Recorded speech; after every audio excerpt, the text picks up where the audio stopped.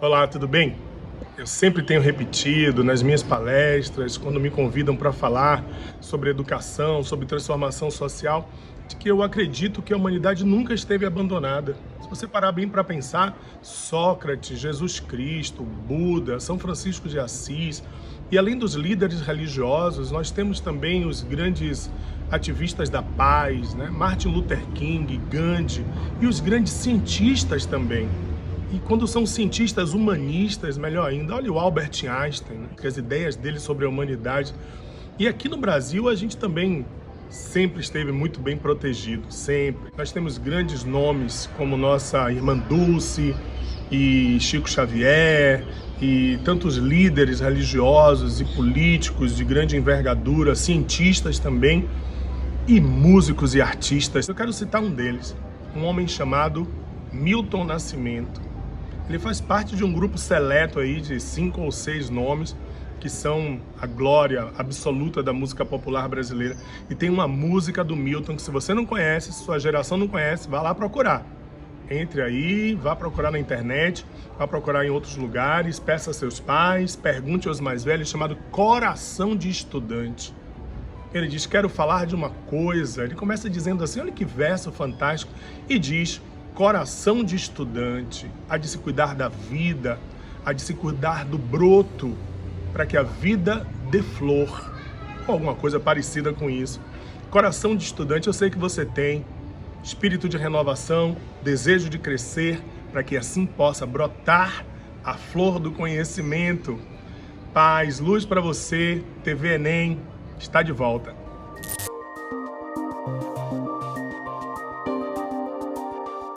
E aí, galera, beleza? Vamos lá para mais uma aula do professor Alan César, matemática. Galera, hoje vamos tratar de quê?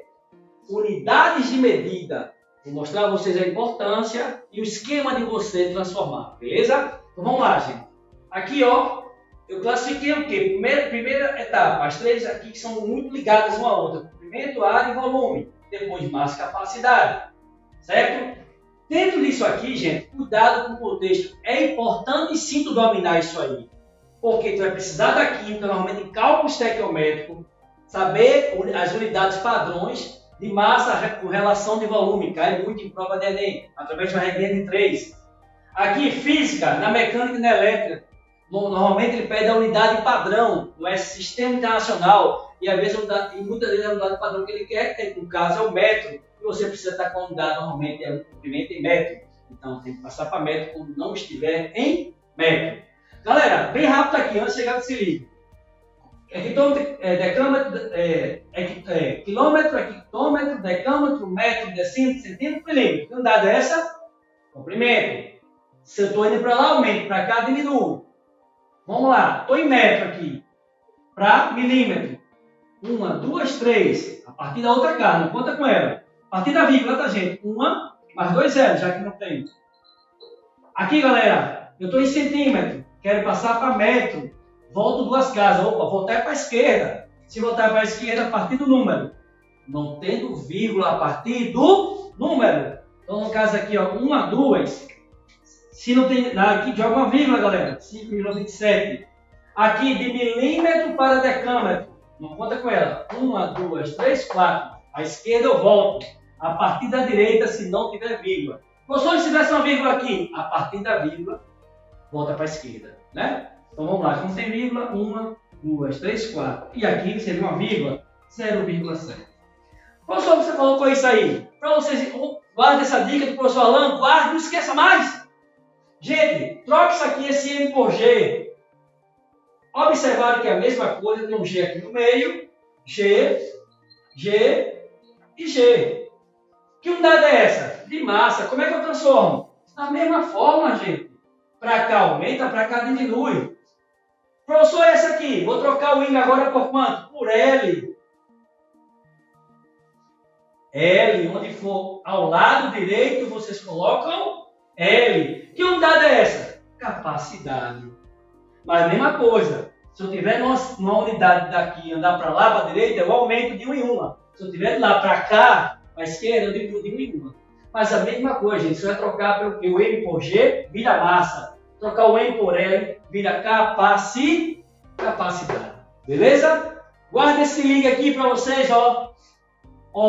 1 decímetro cúbico corresponde a 1 litro. Vocês vão precisar muitas vezes sair também volumes, cálculo, densidade e tudo mais. Beleza? Guarde outra com carinho. 1 centímetro cúbico corresponde o que, gente? A 1 ml. Padrão, então, 10 centímetros cúbicos, 10 ml. Exemplo, 20 decímetros cúbicos, 20 litros. Onde é que vocês vão ver isso? Volumes em piscina. Encheu minha piscina. Aí ele quer a resposta em litro, professor.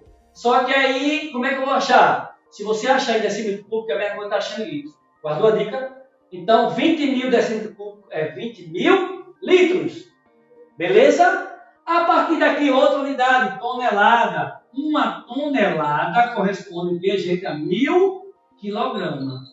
Então, essas 3 bases aqui é de suma importância nessa teu contexto com matemática, com química e com física. Certo? Que muitas vezes você vai precisar transformar para a unidade padrão ou a unidade que ele exige na questão. De boa? Beleza? Então vamos lá, gente. Pensando nisso aqui, nunca se esqueça de outra coisa aqui, ó. Que quando você for trabalhar área e volume, que é um contexto de comprimento, é a mesma lógica. Se eu pensar em área, gente, essa estrutura aqui vai mudar? Não. É de comprimento. Se eu pensar em área, você vai jogar o que aqui? 2 aqui, ó. 2, 2, 2, 2, 2, 2, 2. Virou o que? Unidade de área. Mas aí tem uma grande diferença. Se aqui fosse área, se eu ando daqui para cá, de metro quadrado, supostamente agora metro quadrado para milímetro quadrado, e aconteceu o que, galera? Cada casa que eu ando corresponde a 2 ordens numéricas aí. Se ligou? Então daqui para cá, 2, 4, 6. Eu dava 6 casas para a direita. Pegou a ideia? Então, professor, isso quer dizer o quê? Se fosse aqui centímetro quadrado para metro quadrado, daqui para cá 2, volta 2, daqui para cá volta 4. Então, se for ao quadrado, volta de quê, gente? Volta de 2 em 2. Se for para a esquerda, aumenta de 2 em 2, se for para a direita. Pegou a ideia? Então, a outra. Professor, mas aí eu estou falando em volume agora. Gente, se tu fala em volume, tu eleva cada unidade dessa o quê? A terceira, não é isso? Mas eu pergunto, pela lógica que eu falei agora, qual foi a dica que eu dei? Se é o quadrado, é a área. Eu aumento de 2 em 2 para a direita, eu diminuo de 2 em 2 para a esquerda. Mas agora é volume, porque está elevado ao cubo. Se está elevado ao cubo, é volume. Se é elevado ao cubo, se ando para a direita, aumenta de 3 em 3. Se ando para a esquerda, diminui de 3 em 3. Beleza? Então, no caso, se aqui fosse metro cúbico para milímetro cúbico, 3, 6, 9. Aumentaria 9 casas para lá. Se tiver vírgula, a partir da vírgula. Se não tiver vírgula, a partir do número, aumente os zeros. Guardou? Aqui, se fosse centímetro cúbico para metro cúbico, diminui 2, diminui 3, diminui 6. Que é de 3 em 3. Se ligou? Olha o vestibulando. Beleza, estou com vocês. Então, no caso aqui, se fosse milímetro ao cubo, passando para decâmetro ao cubo, supostamente, 3, 6, 9, 12. Voltaria o que, gente? 12 casas. Claro, estou dando um exemplo. Claro que o Enem tem bom senso e trabalha com números mais curtos. Vai botar 12 casas. Mas aí como é que o Enem vai cobrar na prova de matemática? Ele vai falar de um contexto, tipo, relacionando o quê? Vamos supor que eu estou caminhando em quilômetros e eu perco a proporção de tantos quilos a cada tantos quilômetros andados. Já criou uma ideia. Quilômetro com massa. Quilograma é massa. Aí ele vai te dar o quê? Mas se a quilometragem, se os quilômetros aumentarem para tal outro valor, aí vai criar outra massa. Regrinha de 3. Normalmente o Enem quer uma regrinha de 3, ele tem uma proporção de 2 grandezas. Porém, muitas das vezes o Enem te dá a unidade em quilômetro e pede o quê? Tua resposta em metro. É onde tem que saber a unidade de comprimento. Então, falou em comprimento, elevado a 1. Falou em área, elevado a 2. Falou em volume, elevado a 3. Aí eu pergunto a vocês, apagando aqui, galera, apagando aqui para vocês entenderem. Precisa eu dominar, entre aspas, decorando cada uma dessas? Não, só basta ir para a prova do Enem. Se liga, se liga, se liga. Unidade de comprimento. Se ele falar em área, eleva ao quadrado. Se ele falar em volume, eleva ao cubo. E se ele falar em massa, troca o M por G. Gramas, decigrama, centigrama, miligrama. Se ele falar, galera, se ele falar aqui, ó, se ele falar em capacidade, aí eu troco o M por quê? Por L. Quilolitro, hectolitro, decalitro, litro, decilitro, centilitro, mililitro. E nunca se esqueça desses padrões. Isso aqui, muitas das vezes, o vestibular não te lembra, tá? Então, esse padrão, o que, gente? Decímetro cúbico é igual a litro, centímetro cúbico é igual a 1 ml, uma tonelada é igual a quê? A 1000 quilogramas. Beleza? Certo? Guarde com carinho, domine, treine esse tipo de questão. Peguem ferramentas que tem esse tipo de questão para treinar, porque uma hora você vai precisar para química, física, claro, e a própria matemática. Beleza? Um abraço, professor Alan César, e até a próxima aula. Valeu? Estou com vocês. Beijo.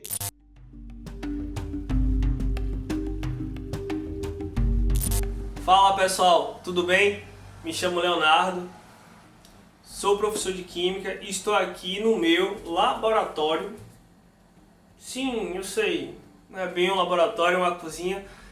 É que os dois têm muita coisa em semelhante, né? Começando pela vestimenta, né? No laboratório você usa jaleco, aqui na cozinha a gente usa o avental. Os ingredientes, né? A gente tem que prepará-los, colocá-los em locais específicos, saber como é que vai ser, né? Aí a gente dá uma lida na receita, no laboratório a gente dá uma lida no roteiro de experimentos, enfim, são muitas peculiaridades que temos entre a cozinha e o laboratório. Então, venha comigo nesse laboratório aqui aprender sobre separação de misturas heterogêneas, tá? No dia a dia há muitos materiais e esses materiais são compostos por duas ou mais substâncias, ou seja, uma mistura.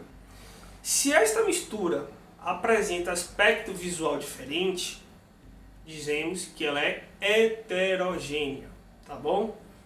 Por exemplo, uma água com arroz, né? Eu tenho aqui um sistema heterogêneo, no qual eu consigo identificar a olho nu o arroz e a água. Se arroz está meio estranho, professor, é um arroz integral, né? Se fosse um arroz branco seria bifásico, eu conseguiria ver o arroz apenas e a água. Só que esse arroz aqui eu tenho gergelim, semente de girassol, enfim, né? Um sistema polifásico. Normalmente a gente consegue na mistura heterogênea ver a olho nu, mas nem sempre. Às vezes a gente requer um auxílio do microscópio. Por exemplo, um sangue e leite. Sangue e leite parece que é uma mistura homogênea por ter um aspecto visual uniforme, mas não é, é uma mistura heterogênea. Fiquem ligados que isso pode cair no Enem, isso pode cair em vestibulares, beleza? Falando em misturas heterogêneas, vamos agora estudar quais os processos que nós utilizamos para separá-los. O nome disso se dá análise imediata. Qual é a análise, qual é o método que eu utilizo? Vai depender da mistura e do que eu quero separar, tá bom? O primeiro método que a gente vai falar aqui, já mostrei, tá aqui, o arroz e a água. O método é decantação, no qual a substância mais densa vai para o fundo do recipiente e a mais leve, ou seja, a menos densa, fica em cima, né? Uma substância fica em cima e a outra embaixo, a mais densa fica embaixo. Também é utilizado em sistema de líquido e líquido, né? Se eu tivesse ali água e óleo, quem é que ficaria na parte de baixo? Quem é que ficaria em cima? Embaixo ficaria a água, que é mais denso, né? Mais pesado. Em cima ficaria o óleo, que é menos denso. Ok? Outro método de separação que a gente vê no dia a dia, eu mesmo utilizo todo dia, é na hora de fazer o café. Que método é esse? Filtração. Vamos fazer um cafezinho, ver como é que ele funciona? Aqui a água que está fervendo. Já gastei não sei quantas águas para gravar esse vídeo aqui, já está fervendo há horas. Tenho aqui o método de filtração que vamos fazer. Uns utilizam papel de filtro, outros utilizam o famoso coador, né? A gente é raiz, a gente vai utilizar o coador. Bom, colocamos a água, né, na temperatura devida no coador, que tem, né, contém um pó, tá, de café, pó de café, opa, e a gente vai colocar aqui a água. Esta água vai extrair, né, o material que eu desejo do meu café. Que maravilha, café fresquinho. O sólido, né, o pó, vai ficar retido no nosso coador. E enfim eu vou ter o meu café que está pelando aqui. Tá? É um método de filtração, né? Extração, né, o ato de extrair, né, o solvente, no caso a água quente, extraindo a substância que eu quero, né, que é o café, que está constituindo o pó do café, que eu quero que ele saia, né, que seja extraído, também é um método de separação, tá? Fiquem ligados. Há outro método de filtração, porque nem sempre essa filtração ocorre assim, né, de forma fácil. Às vezes o sólido demora muito, né, porque é um particulado, é muito difícil que... Não é que seja difícil, que a ação da gravidade seja mais lenta, então é necessário que seja uma filtração mais especial. Uma filtração a vácuo, no qual vai ser gerada, né, vai ser criada uma pressão, a pressão vai ser reduzida, fazendo com que o líquido desça de forma mais acelerada, tá bom? Isso é comumente visto no laboratório, né? Em casa é difícil você ter esse tipo de filtração a vácuo. Outro tipo de filtração, né, neste caso agora é um sistema que eu tenho gás e sólido.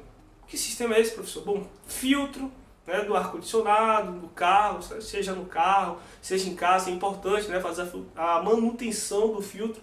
E outro, gente, que todo mundo está sendo obrigado a utilizar. Como assim, professor? Sim, todo mundo está sendo obrigado a utilizar um tipo de filtração que é o uso da máscara. Bom, a máscara nada mais é do que uma filtração. Você vai filtrar o ar que respira, retendo, né, os particulados, inclusive o vírus, né, Covid-19, que tem dado tanto trabalho. Por isso, cuidado também na hora de, né, manusear a máscara. Não pegar aqui na frente, não botar no queixo em cima, porque, olha, se aqui tem um vírus, pra que, meu Deus, você vai pegar nesta parte? Então, cuidado na hora de utilizar, tá? Tô em casa, isso aqui, tô fazendo isso porque eu tô em casa, tá bom?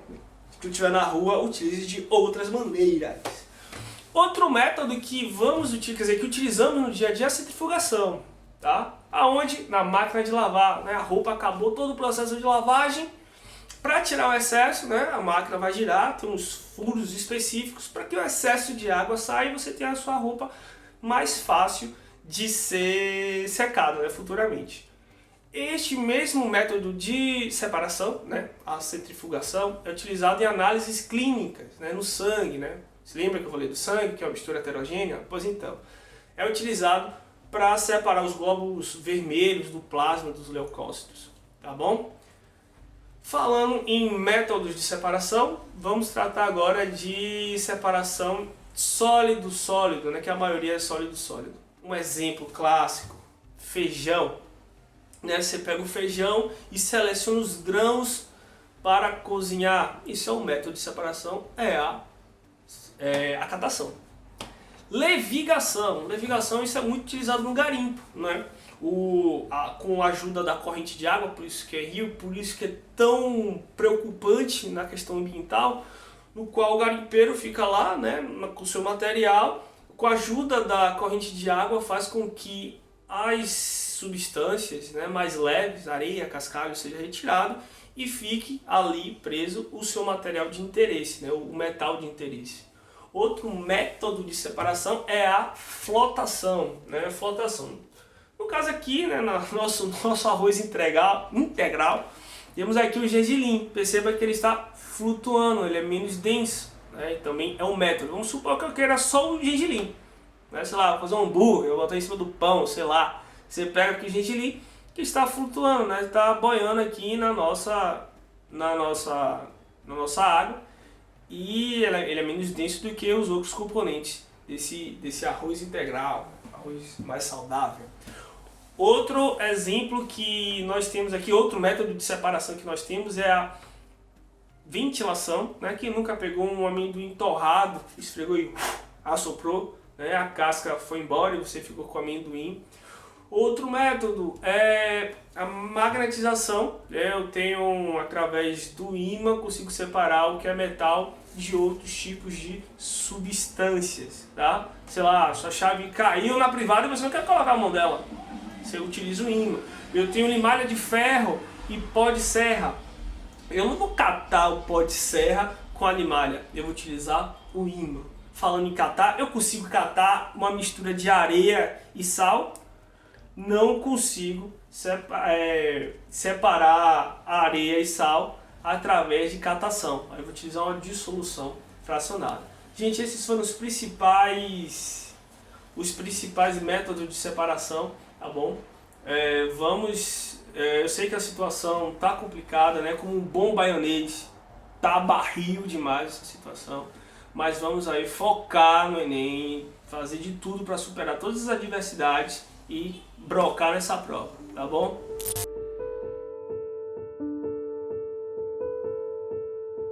Olá, tudo bem? Quando a gente pensa em tecnologia, a primeira coisa que vem à cabeça de muita gente é a questão da inteligência artificial, ou seja, softwares, máquinas, mecanismos artificiais que se desenvolvem ao ponto de ficarem independentes, ou seja, não precisarem mais de um comando remoto, ou seja, o comando do ser humano para ter um certo tipo de intuição e saber qual próximo passo dar. A inteligência artificial é a base da automação, ou seja, para as máquinas se tornarem cada vez mais realmente independentes e exercerem o trabalho de várias pessoas. Porém, na atualidade, a gente vive a questão da tecnologia da comunicação. Como a tecnologia trazida pela internet, que foi inventada na Segunda Guerra Mundial, como a tecnologia trazida pelos aparelhos que apoiam a internet, que giram em torno dela, mudaram a nossa forma de relacionamento, a nossa forma de comunicação com as pessoas e até a nossa rotina, o nosso dia a dia. Se você comparar o que era o mundo, o que era o business antes da mensagem de texto, do celular, do WhatsApp, das redes sociais e o que é hoje, você consegue entender até a forma de se fazer negócio mudou a partir da tecnologia da informação. E aí, nessa briga da tecnologia da informação, nós temos as gigantes americanas, por exemplo, a Apple, temos as marcas chinesas, tem aí o Vale do Silício, que é o grande centro tecnológico dos Estados Unidos, concorrendo com os grandes centros tecnológicos da China, que desenvolve muita coisa, mas ainda não ultrapassou os Estados Unidos no mercado aqui na América Latina, nem na Europa, e por isso a gente não consegue, às vezes, ter a dimensão de como estão os chineses. E a tecnologia hoje é a grande corrida, a gente pode dizer que é a guerra moderna que a gente tem. Quem possui tecnologia possui poder. Isso vale para armamentos, isso vale para comunicação, isso vale para algo que está em voga agora, saúde. Quem tem a tecnologia de desenvolver uma vacina de forma mais rápida, consegue enfrentar melhor o coronavírus.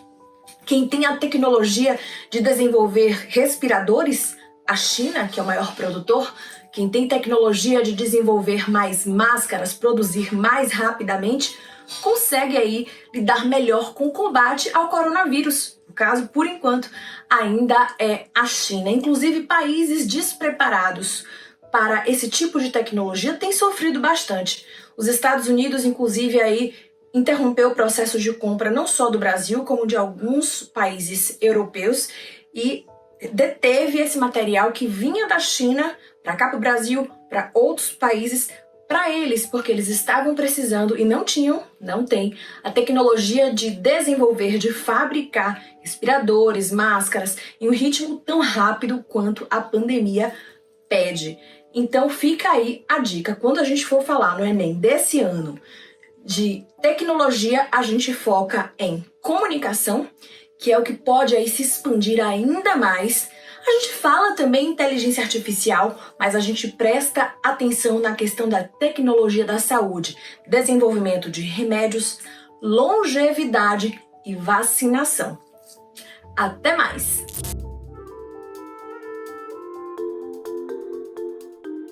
Oi, gente! A nossa aula de hoje será sobre o mundo islâmico ou mundo árabe. Recapitulando, eu te disse em aulas passadas que a Idade Média se divide em duas partes. A Alta Idade Média, que nós temos o apogeu do feudalismo e dos impérios medievais. Dois são importantes. A aula nossa passada foi sobre o Império Bizantino e hoje sobre o mundo islâmico. E a Baixa Idade Média, a decadência do sistema feudal. Mas vamos ao nosso mundo islâmico ou mundo árabe. E a primeira coisa que você tem que saber é a localização geográfica. Eu vou localizar esse mundo árabe onde? Península Arábica, entre o Golfo Pérsico e o Mar Vermelho. Repetindo para você ter na cabeça, Península Arábica, entre o Golfo Pérsico e o Mar Vermelho. Mas politicamente eu vou dividir os árabes em duas partes. O árabe do litoral, ou Arábia Feliz, possibilitou a sedentarização. Mas o mais importante é o motivo maior da nossa aula: os árabes do deserto. Eram nômades, viviam em constantes deslocamentos. Vai surgir um personagem social importantíssimo, o chamado beduíno, que vão viver em busca de uma região fértil temporariamente, chamada de oásis, onde sinônimo de riqueza nessa região, ela possui grandes caravanas de camelos. César, por que camelo? Que suporta até 3 meses sem beber água. E é nesse contexto que vai surgir um personagem importantíssimo, Maomé, que de tanto perambular por essa região, tomou contato com duas religiões monoteístas, o judaísmo e o cristianismo. Hoje no mundo nós temos 3 religiões monoteístas. A mais antiga, que é o judaísmo, o cristianismo e o islamismo. E você vai ver que Maomé, ele queria unificar essa península arábica, que foi possível graças à religião. A religião islâmica unificou a península arábica. Maomé primeiro, ele investe contra os deuses da Caaba. E eu tenho que fazer um parênteses. A religião é importante para esse mundo árabe. Antes de Maomé, a chamada Arábia pré-islâmica, antes do islamismo, esses árabes eram politeístas.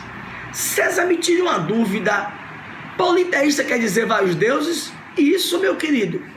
Politeísta quer dizer vários deuses. Eram aproximadamente 360 deuses. Quase que um deus para cada dia do ano. Cidade sagrada, Meca, que continua sendo a cidade sagrada. Templo principal, a Caaba. O deus mais importante, uma pedra preta, que segundo diz a lenda, que esta pedra ficou preta graças às muitas lamentações. Mas na realidade ela é um meteorito e ela fica preta devido ao contato com a atmosfera terrestre. Mas Maomé, ele arma, como eu te disse, o braço do beduíno, destrói os deuses da Caaba, impõe o islamismo, onde esse islamismo significa o quê? Submissão, obediência. E os principais fundamentos do islamismo estão contidos num livro sagrado chamado de Alcorão. E 7 fundamentos são importantes sobre esse islamismo. Primeiro fundamento: jejuar no mês do Ramadã. É o mês do jejum, É o mês em que não se tinha nada para comer, é o mês da seca. Se não tem nada para comer, faz jejum. Segundo fundamento, orar 5 vezes ao dia, voltado para Meca. Onde fica Meca? Em direção ao sol. Terceiro importante, peregrinar ao menos uma vez na vida em Meca. César, se não tiver condições de saúde, paga-se para que alguém faça isso por alguém. Existem pessoas lá no mundo árabe cuja profissão é peregrinar para os outros que não tenham condições de saúde. Quarta, dar esmolas. Quinta, proibido ingerir bebida alcoólica e comer carne de porco. Mas as duas últimas que eu vou te falar agora são importantíssimas. A sexta, a poligamia é admitida para o homem. O homem pode ter mais ou menos até 4 esposas e tem que cuidar de todas as 4, todas as famílias. Ele só pode ter a quantidade de esposas, de famílias que ele possa sustentar. E se a mulher traí-lo, cometer adultério, ela é apedrejada em praça pública até a morte. Por que isso com a mulher? Porque quando você tem um casamento no Oriente, no mundo árabe principalmente, é a união das famílias. E a mulher não pode desonrar a família. Mas a sétima é importante, vou te dizer bem pausadamente, a guerra santa aos infiéis, a chamada jihad. César, como escreve isso? Bem devagarinho. J-I, outro I, H-A-D, jihad. A guerra santa aos infiéis. Onde você vê até hoje essas guerras entre árabes e israelenses. E algumas foram importantes. Como em 1956, a Guerra de Suez. Como em 1963, a Guerra dos 6 Dias. 1973, a Guerra do Yom Kippur. Yom Kippur significa o quê? O mês do perdão para os judeus. A Guerra do Golfo, Irã contra o Iraque.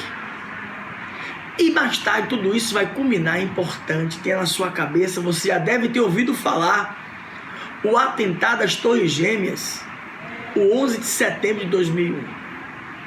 E mais recente, de 2010 para 2011, nós tivemos a Primavera Árabe, que culminou com a queda de vários ditadores do Oriente, da Ásia e da África.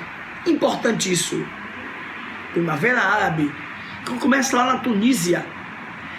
Depois você tem os legados culturais desses árabes para o Ocidente. Alguns são importantes. Na matemática, você vai dizer, eu odeio esse árabe. Na matemática temos algumas coisas importantes. A álgebra, a trigonometria, a geometria e o algarismo arábico. Todo mundo vai, o algarismo romano ficou na sua cabeça. Mas todo mundo árabe é o algarismo arábico. Na literatura, as histórias das 1001 Noites, Sherazade, Ali Baba e os 40 Ladrões, Aladim e a Lâmpada Maravilhosa. Na química, o ácido sulfúrico e o álcool. E na medicina, tão hoje importante, nós que estamos vivendo esse tempo de pandemia, na medicina, a construção de grandes hospitais, chamados mais tarde de hospitais das clínicas. E temos o estudo de doenças infecto-contagiosas, principalmente nessa época, no final da Idade Média, o estudo sobre a hanseníase, que é chamada na época de lepra. Então os árabes foram importantíssimos para o Ocidente. Fora dizer que na época da expansão marítima, eles vão trazer do Oriente para o Ocidente a bússola, o astrolábio, as cartas náuticas, instrumentos precisos de localização, a pólvora para a guerra, importantes para a expansão marítima, que é assunto de próximas aulas. Ok? Obrigado, um forte abraço, espero que você tenha entendido e até as próximas aulas.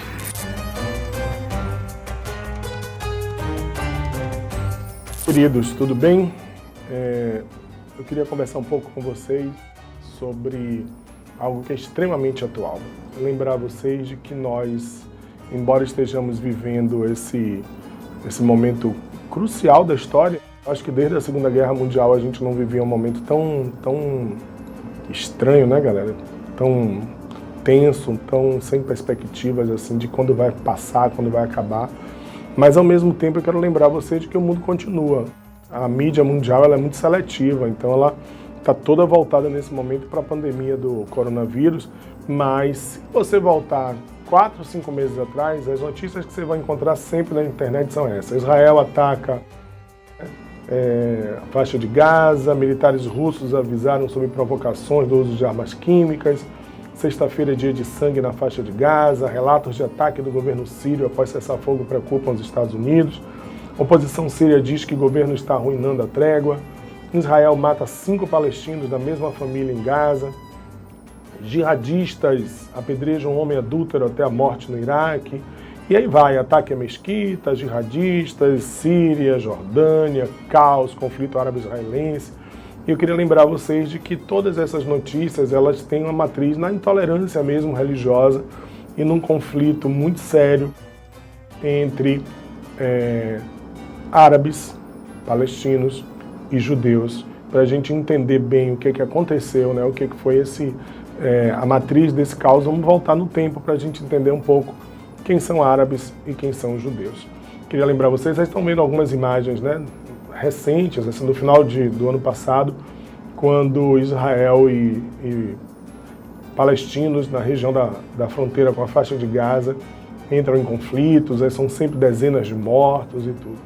Na verdade, pessoal, a história toda desses conflitos, dessa tensão, ela começa nessa parte aí do mundo que nós costumamos chamar de Oriente Médio. Essa região é uma bacia terciária marinha, que a gente chama de bacia sedimentar, ou seja, os sedimentos do que era antigamente um mar, oceano, se transformaram numa das zonas mais produtivas de petróleo, esse hidrocarboneto tão importante para a humanidade. Então a gente tem lá 2 motivos de tensão.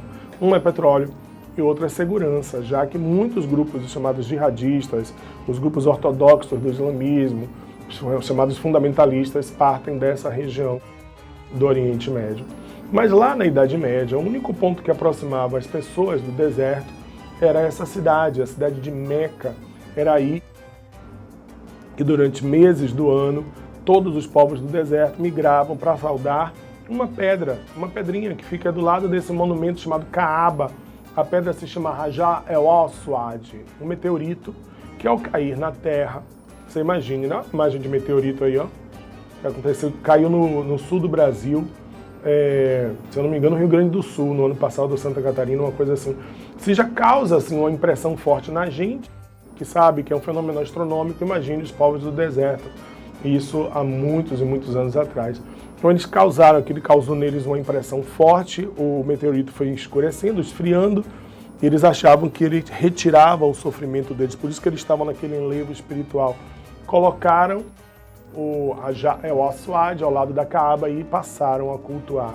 Quem ganhava muito dinheiro com isso era uma tribo de comerciantes chamados Coraxitas ou Coraixiitas. Esses caras eles vendiam totens, vendiam imagens, alimentação, hospedagem, e tudo ia muito bem até que este homem nasceu. Maomé. Maomé era filho de comerciantes, pessoal, que perdeu seus pais muito jovem, tenra idade, foi criado por um tio que o levou até a Palestina para conhecer o judaísmo, levou até o Império Bizantino, onde ele conheceu o cristianismo. E essas 2 matrizes monoteístas acabaram alimentando muito a alma espiritual de Maomé. Ricardo, como assim? O islamismo, então, nasceu sob influência do judaísmo, do cristianismo? Pode marcar, cara, vá por mim, tá certo? É assim que cai no Enem. O islamismo se inspirou em 2 outras matrizes monoteístas, o judaísmo e o cristianismo. Pois é, pessoal, Maomé recebeu, no início da idade adulta, a visita do anjo Gabriel, segundo a tradição islâmica, que disse a ele: Maomé, você é o profeta de Alá. Agora será um único povo, um único Deus, Alá, um único povo islâmico, uma única fé, o Islã, e um único profeta, você, Maomé. Maomé disse: pô, valeu, Gabi. Recebeu as informações do Corão, um livro sagrado que ele escreveu em fogo na areia, decorou e saiu para pregar essa nova fé baseada no monoteísmo, tá vendo? Esse é o único símbolo que os muçulmanos aceitam como representação de Alá. Dá uma boa tatuagem, não dá não? Tá, mas toma cuidado, viu? Você vai tatuar para o cara não colocar uma coisa estranha no lugar, porque tem umas tatuagens aí, depois procure na internet, coisas horrorosas. Ele não teve sucesso. Ele acabou sendo expulso de Meca pelos Quraishitas, e essa expulsão de Maomé de Meca é considerado um dos momentos mais importantes da história islâmica. É chamada de Hégira. É tão importante, pessoal, que os muçulmanos usam essa data como referência do início do calendário muçulmano, do calendário islâmico. O nosso é o nascimento de Jesus. Para os muçulmanos é Hégira, 622 d.C. Ele migrou para uma cidade mais ao norte, chamada Yatreb, ou Yatrib, que hoje é um dos mais importantes locais do islamismo no mundo. Olha a mesquita aí de Yatreb. Na verdade, hoje a cidade, pessoal, ela mudou de nome. A cidade hoje se chama Medina. Medina quer dizer a cidade do profeta. O termo Medina também é usado para representar a praça principal da cidade, onde fica a mesquita, a feira principal, se chama de Medina também. Olha que coisa linda. Essa é a Medina no momento de prece, né, no momento de oração. Então Yatreb, ou Yatrib, que virou Medina, que quer dizer cidade do profeta. Maomé voltou a Meca, conseguiu derrotar os Quraishitas, fez um acordo com eles, que se eles se convertessem à nova fé, Meca continuaria a cidade sagrada como é até hoje. Então aí imagens que vocês estão vendo da mesquita de Al-Masjid Al-Haram, que é a maior mesquita do mundo hoje, foi construída em torno da Kaaba, e todo muçulmano tem Meca como cidade sagrada. Quando ora em direção a Meca, e também tem que pelo menos uma vez na vida ir até Meca para fazer a saudação à Kaaba e à Pedra Negra, ao Masjid Al-Haram. Essa imagem é bem interessante aí, é uma imagem de Meca na Idade Média, e essa imagem de Meca atual. Na semana passada eu estava olhando uns vídeos, vendo a cidade deserta, cara. Estranhíssimo, né? E aí Maomé morre. E a morte de Maomé abre o caminho para os seus sucessores, os chamados califas, que deram prosseguimento. Ao mesmo tempo que eles dividiram o islamismo, eles também foram responsáveis por terem construído, digamos assim, a sucessão, a cadeia sucessória de Maomé. Deu origem aos Almíadas, Abássidas, né, os vários califados que dividiram o islamismo, mas também, ao mesmo tempo, levaram adiante a fé islâmica. Foram eles, os califas, assim como os apóstolos de Jesus, os responsáveis pela redação do texto sagrado. Os apóstolos do Novo Testamento e os califas, o Corão, ou Al-Corão. Mas isso fica no próximo vídeo, é melhor, tá? Para poder a gente dividir direitinho. A gente já volta. Obrigado, viu?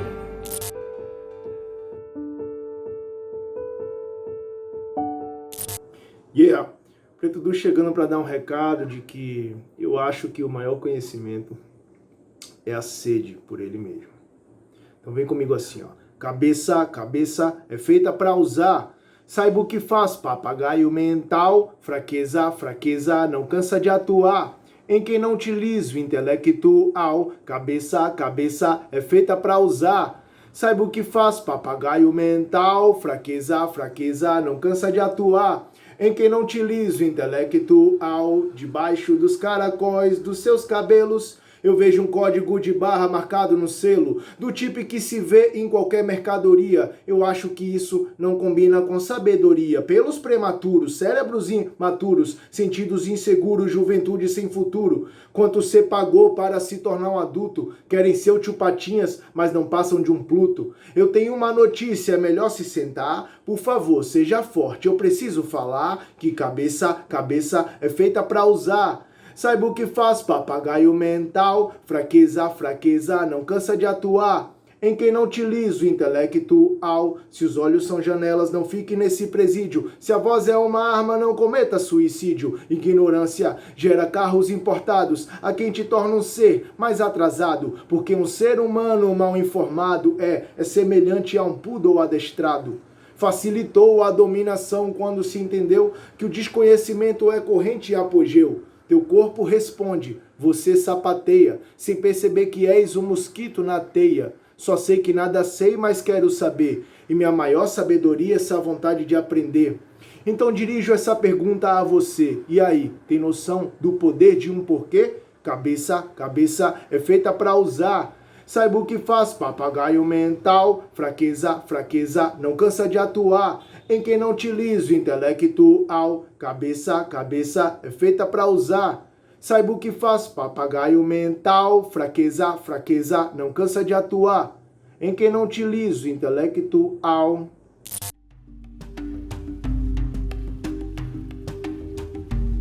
Olá galerinha, tudo bem com vocês?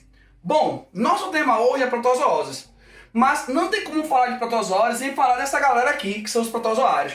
Protozoários são organismos unicelulares, eucarióticos, heterótrofos, que pertencem ao reino protista. O reino protista é o reino mais velho dentre todos os outros reinos do domínio eucária. Tem por volta de 1,7 bilhões de anos. Aqui a gente tem um fóssil de uma microalga que tem por volta de 1 bi.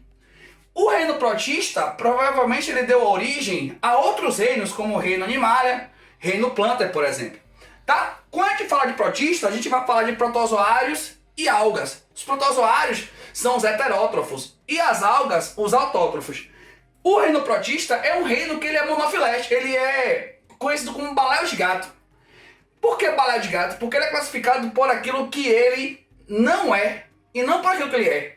Por exemplo, quando a gente fala de tudo aquilo que não for planta, que não for fungo, que não for animal, a gente vai colocar aqui dentro de protista, tá? E por isso que é um grupo que não é monofilético. Não tem um ancestral comum, ok? Dentro do reino protista, a gente vai falar dessa galera aqui, dos protozoários.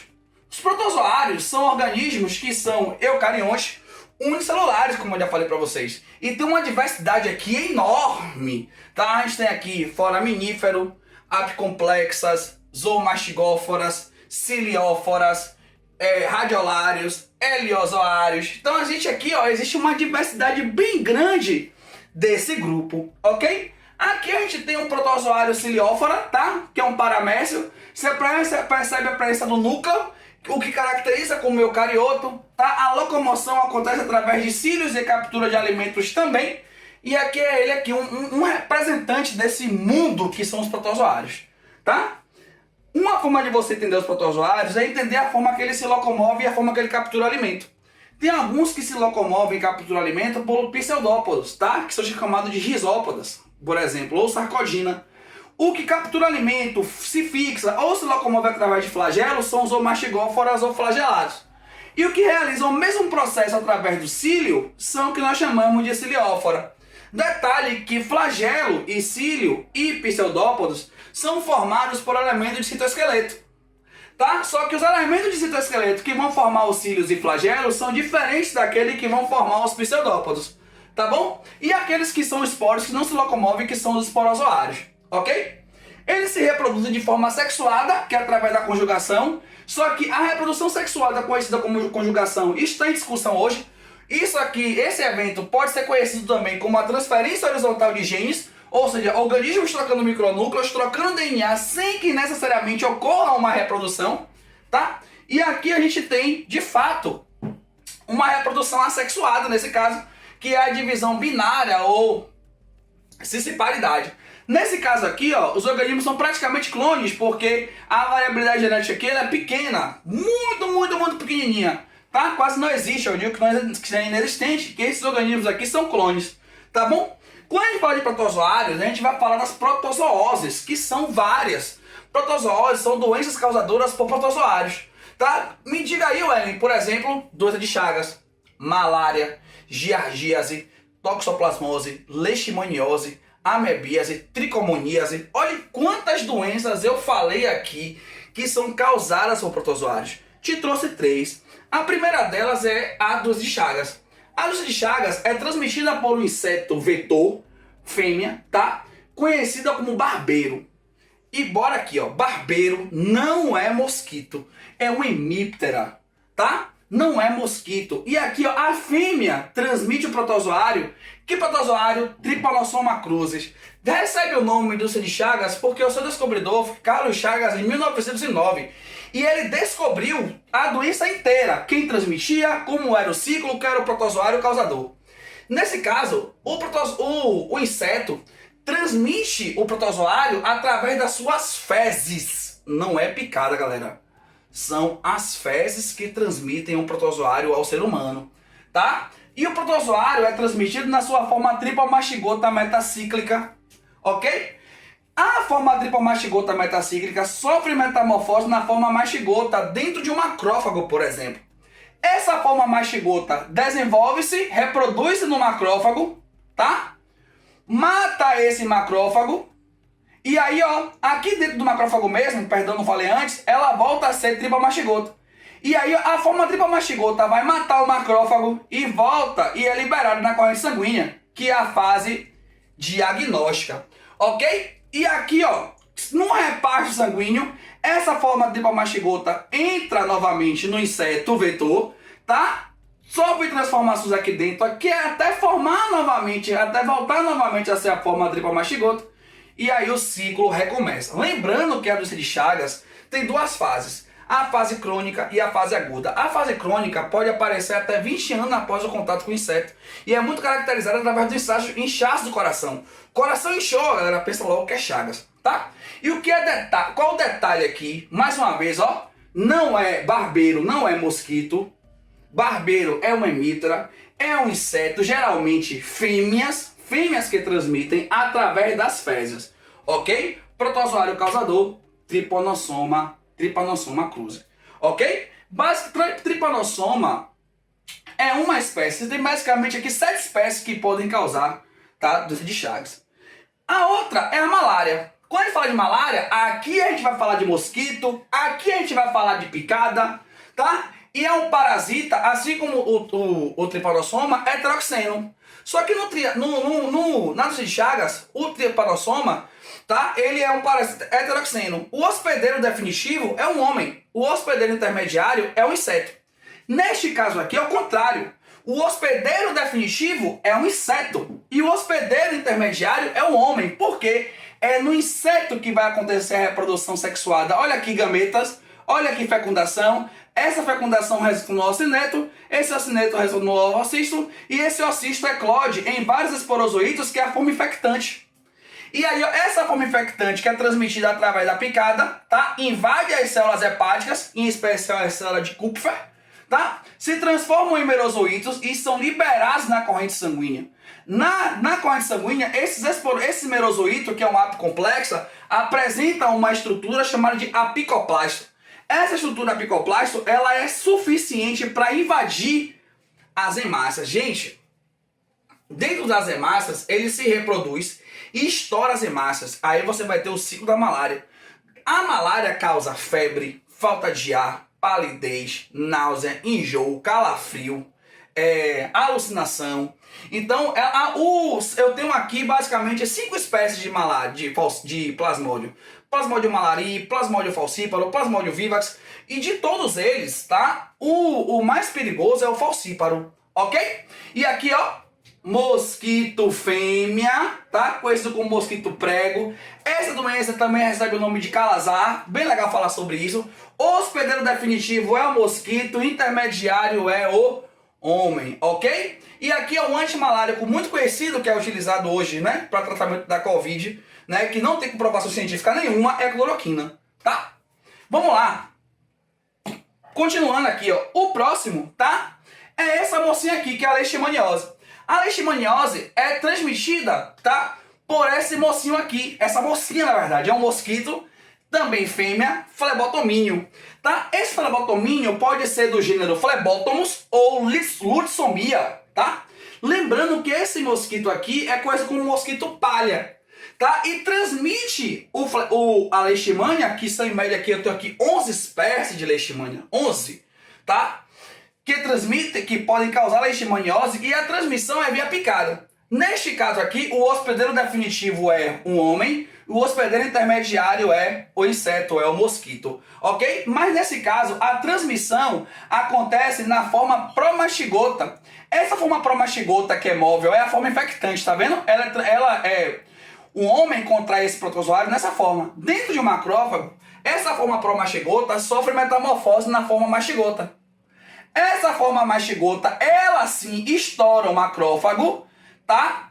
e aí cai na corrente sanguínea, o que vai desencadear a leishmaniose, ok? Agora, qual o detalhe aqui, Wellington? Que a leishmaniose, ela pode ser de 2 tipos. Leishmaniose tegumentar, leishmaniose visceral. A diferença é que a leishmaniose tegumentar, ela vai aparecer na pele, você vai perceber as feridas grandonas. A leishmaniose visceral é interna, ela provoca hemorragias internas, tá? E aí, esse coração de estudante acompanhou bem as aulas de hoje? E a mente do estudante está ativa, aprendendo mesmo? Eu fico muito feliz e agradeço em nome dos mestres que têm doado esse conhecimento todos os dias para você. Milton Nascimento não fez só Coração de Estudante, fez outras músicas, Maria Maria, Ânima e uma chamada Caçador de Mim. O que é que ele quer dizer? A busca do autoconhecimento, você buscando a você mesmo todos os dias, buscando aprender cada vez mais. É muito bonito isso.